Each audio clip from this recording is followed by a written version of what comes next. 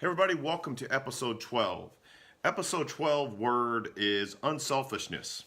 To me, this is the ability or mindset to not think of yourself, the ability to think of the group above yourself.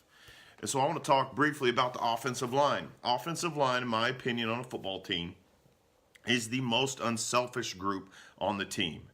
These are the guys that think of themselves last, to think of the team, the offense, the defense, to get how can they help them improve. In practice, they work on their skills of run blocking or pass blocking. In run blocking, if they get better, the running back gets more yards, the running back scores touchdowns. That means they get credit or notoriety, but most of the time, whenever the offensive line fails, makes mistakes, misses a block, that's when everyone sees them. Whenever they improve at pass protection, it makes their receivers, helps their receivers have time to get open. It protects their quarterback better so that the quarterback has enough time to throw the football. So, and also as the offensive line improves, it helps the defense improve as well. It makes the linebackers, the defensive line get better because they go against each other a lot of times. So whenever a group improves, they think as an offensive line, how can we get better? Because if they get better, it makes the team get better. So being unselfish means I'm not thinking of myself, I'm thinking of others. Great coaches and leaders are unselfish. They think of those they lead first. As a coach, as a head football coach, I led a coaching staff, a group of men they were my responsibility. At the same time, they led young men on the football field. So I wasn't thinking about myself. How can I, as a coach, gain more notoriety? That was not my thoughts. My thoughts were on the group, on the team, on my staff. How do I improve all of those men, all of those young men? To be unselfish is to serve. I am doing this so I can serve the team, so I can serve all those around me, help them grow. If you're a husband and you wish to lead in your marriage, if you wish to lead your wife, you must be unselfish. If you go into a marriage thinking of yourself and how I can have my needs met, that's when your marriage will begin to suffer.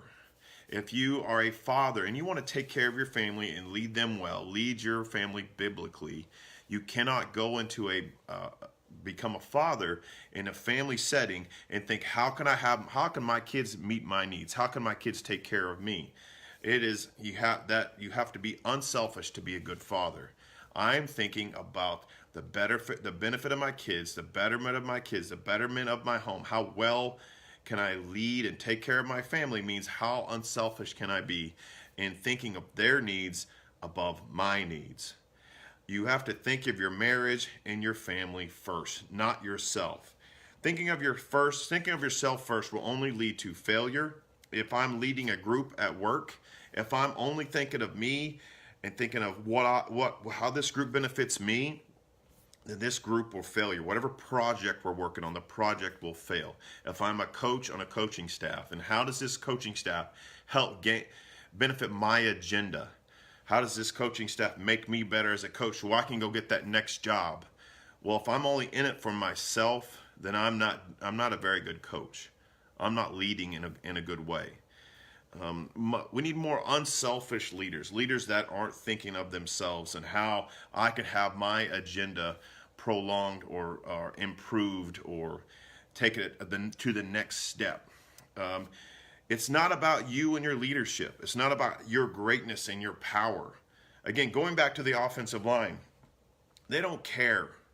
They just know that they're on that team, and they're on that team to knock people down, to pass protect, to be physical, to play the game the way it's intended to be a physical offensive lineman, to go block the defender, to dominate the line of scrimmage is an unselfish act because it doesn't feel good. It's hard, it's physical, it's rough on the body.